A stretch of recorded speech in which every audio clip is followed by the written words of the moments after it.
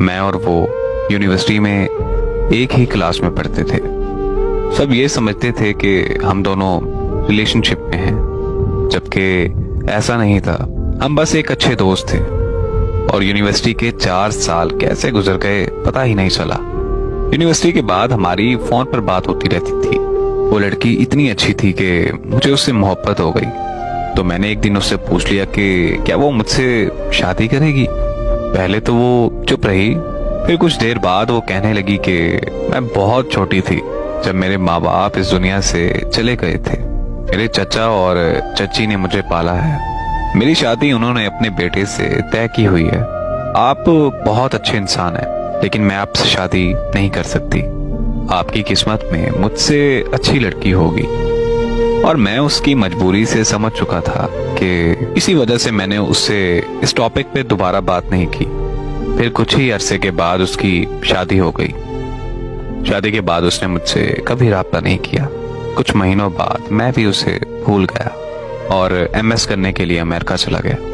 और फिर जब मैं 2 साल के बाद पाकिस्तान वापस आया तो यूनिवर्सिटी के कुछ पुराने दोस्त मुझसे मिलने आए।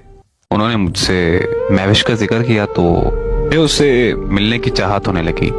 मैं महविश के चचा के घर चला गया जहां वो रहा करती थी। वहां जाकर मुझे पता चला कि 1 साल बाद उसकी तलाक हो गई थी। और वो तलाक के बाद कहाँ गई, कैसे गई, किसी को कुछ पता नहीं। ये सुनकर मुझे बहुत ज्यादा तकलीफ हुई और मैंने उसे ढूंढने का फैसला किया। उसके सारे दोस्तों से, सारे रिश्तेदारों से मैंने पूछा कि वो कहाँ जा सकती है, लेकिन किसी को कुछ पता नहीं था।